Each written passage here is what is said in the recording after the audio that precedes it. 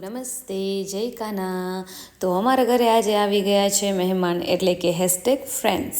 સવારના વહેલા નીકળવાનો પ્લાન હતો 7 વાગ્યાનો, પણ અમારે તો ઉઠવામાં જ 8 થઈ ગયા.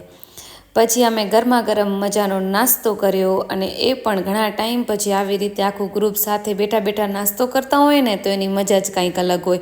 અને ઘણા ટાઈમ પછી મળીએ ને એટલે વાતો પણ અઢળક ભેગી થઈ જાય. એટલે વાતો કરતાં કરતાં અમે નાસ્તો કર્યો, અને પછી અમે થઈ ગયા રેડી થતાં થતાં પણ અમારી વાતો ખૂટી નહીં, અને પછી અમે નીકળી ગયા માંડવી જવા માટે. માંડવી જવાના રસ્તામાં વચ્ચે જ હતી અમારી રિઝોર્ટ, તો પહેલાં અમે ત્યાં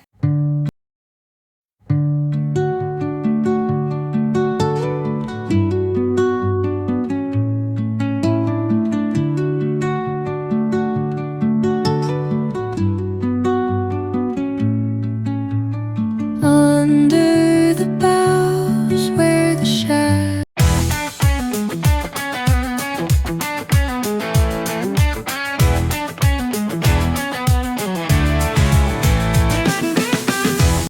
और ये हैं हमारे डॉक्टर वनराज भाई, जो दाबेली को देख के पूरे पागल हो गए हैं. બહારથી મહેમાન ફરવા આવે અને આપણે એને આપણી કચ્છની ફેમસ દાબેલી ના ખવડાવીએ, એવું તો કેમ ચાલે? શું કહેવું છે કચ્છવાસીઓ? કમેન્ટ જરૂરથી કરજો. દાબેલી ખાતા ખાતા ફાઇનલી અમે લોકો પહોંચી ગયા છીએ માંડવી.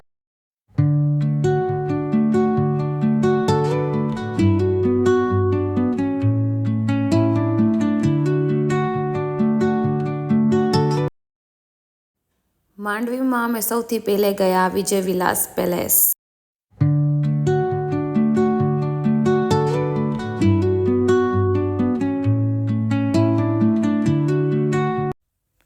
વિજય વિલાસ પેલેસથી અમે આવી પહોંચ્યા બીચ ફેસ્ટિવલમાં, જ્યાં વિચાર્યું હતું ને એના કરતાં કંઈક વધારે જ પબ્લિક હતી. ત્યાં અમે વિડીયોઝ બનાવ્યા, ગેમ્સ રમ્યા, થોડું ફર્યા. ત્યાં તો થઈ ગઈ હતી સાંજ. પછી ત્યાં અલગ અલગ આર્ટ નિહાળ્યું અમે, અને એમાં અમને સૌથી વધારે ગમ્યું સેન્ડ આર્ટ. પછી એવી રીતના સેન્ડ આર્ટ જોતાં જોતાં અમે થોડું આગળ ગયા, તો ત્યાં તો થઈ ગયો હતો કોન્સર્ટ ચાલુ. કોન્સર્ટ થોડું આગળ ચાલુ છે, પણ ગેટની પાસે તો વેચાણ ચાલુ છે. હમારે યહાં એસા હી હોતા હૈ, એસા હી હોતા હૈ. That's why we are Gujarati.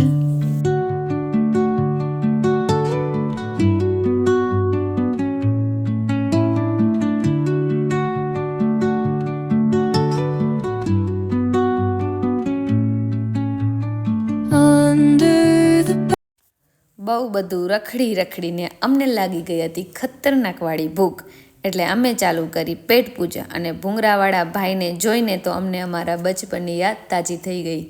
એટલે અમે ભૂંગરાએ ખાધા, બીજો અલગ અલગ નાસ્તો પણ ખાધો, થોડું એવું કોન્સર્ટ પણ જોયું, અને પછી નીકળી ગયા અમે રિઝોર્ટ જવા માટે.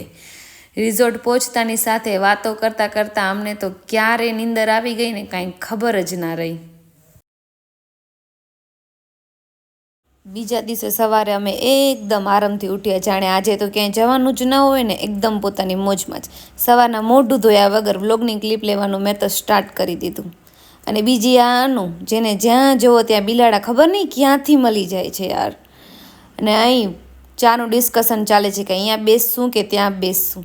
અરે ગમે ત્યાં બેસી જાઓ ને, ખાલી ચા જ પીવાની છે, એમાંય આવડું ડિસ્કશન. અને હવે મારી દીકુબેન એટલે કે સૃષ્ટિ ટાઈમ લેપ્સની તૈયારી કરે છે કે ના, હવે આપણે અહીં રીલ બનાવશું, એટલે અમારા રીલની તૈયારી ચાલી રહી છે. પછી અમે લોકો રેડી થઈ અને નીકળી ગયા ધોરડો કાળો ડુંગર જવા માટે. પછી જતાં જતાં રસ્તામાં આવ્યો ધોધમાર વરસાદ. આ વરસાદના લીધે તો અમારા પતિદેવ કા માથા દુખने लगा. माथा दुखने के चक्कर में उसका माथा दबाना पड़ गया मेरे को. तो भाई साहब देखो, फुल ट्रीटमेंट लेते हुए मेरे पति देव, देख रहे हो ना આપ સબ. પછી મને યાદ આવ્યું કે સાચે સવારના તો અમે નાસ્તો કર્યો જ નથી, એટલે જ આનું માથું દુખતું હશે. અને આમે બપોરનો ટાઈમ તો થઈ જ ગયું હતું, એટલે અમે બધાય જમવા માટે ઉતર્યા શ્રી આશાપુરા લોજમાં, જે આવેલી છે ખાવડામાં. જ્યાં અમે જમવાનો ઓર્ડર કર્યો ને, એમાં મગ તો હતા સાવ એટલે સાવ કાચા. પછી ભાઈને કીધું, ભાઈ બીજી વખત બનાવીને દો, આવા કાચા ખાઈને અમારે પેટ દુખાડવાનું છે શું? અને બસ જમીને અમે નીકળી ગયા રોડ ટુ હેવન માટે અને ફાઇનલી અમે લોકો પહોંચી ગયા રોડ ટુ હેવન. ત્યાં પહોંચીને અમે ફોટોઝ ક્લિક કર્યા, રીલ બનાવી, થોડી વાર વ્યૂ એન્જોય કર્યું અને થઈ ગયા રિટર્ન. અને ત્યાંથી ગયા અમે કાળો ડુંગર. તો કાળો ડુંગર અમે ફાઇનલી પહોંચી ગયા છીએ. पूरी तरह से हम थक गए और बारिश आ रही है तो मैं चाहता हूँ ये है मेरा छाता कहीं पे वो ना हो जाए आपका कांगड़ा कांगड़ा ना बन जाए देखना अच्छे से अभी हम इतना चले फिर भी थक गए गाइस मेरे को ये हवा ही पसंद है आप जाएंगे और बहुत सारी ठंड भी है यहाँ पर अभी तो पाकिस्तान नहीं जाएंगे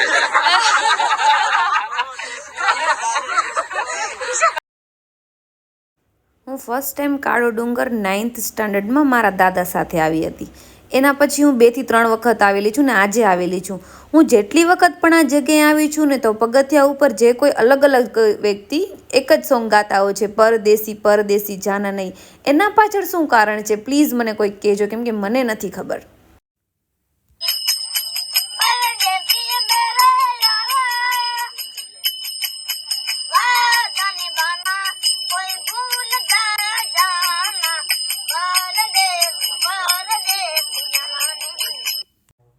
કાળા ડુંગરનું નાઇટનું વ્યૂ તો એટલું સરસ હતું ને કે એમ થતું હતું કે બસ અહીંયા જ બેઠા રહીએ, અહીંયાથી ક્યાંય ન જઈએ.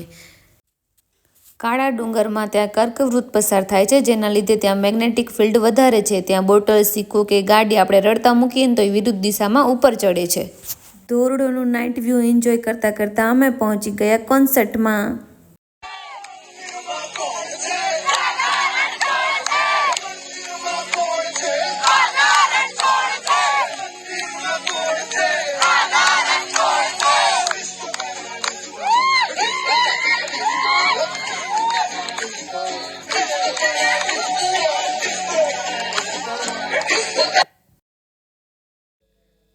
કોન્સર્ટ પતાવીને પછી અમે ગયા ધોરડોની બજારમાં, જ્યાં અમે જમ્યા, થોડું એવું ફર્યા.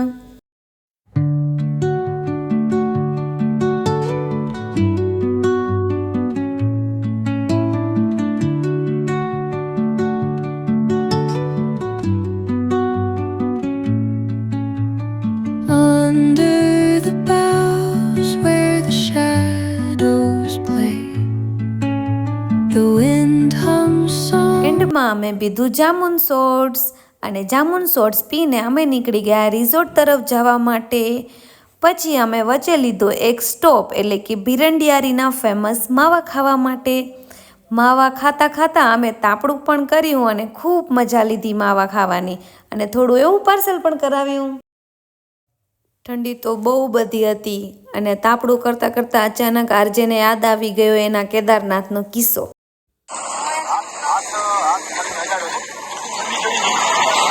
आपको चालू हो तो आप ले सीखो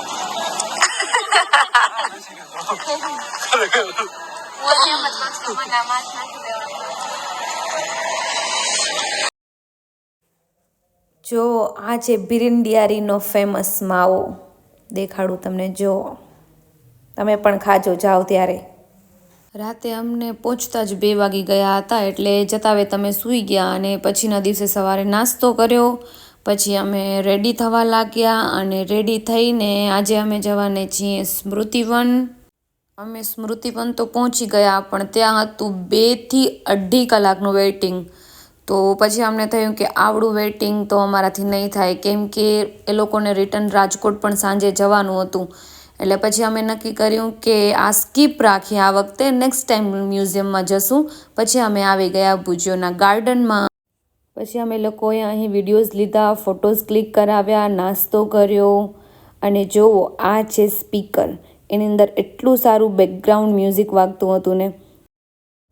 પછી સ્મૃતિવનમાં વીણ્યા અમારા પતિદેવે બોર. ખબર નહીં ક્યાંથી એમને બોર દેખાઈ ગયા, બોર વીણવાનું સ્ટાર્ટ કરી દીધું. અને બીજા અમારા વનરાજભાઈ, जिनको लगता है ये रेस में तो मैं ही जीतूंगा, और यहाँ पर इन्होंने तो बोर की बारिश ही कर दी.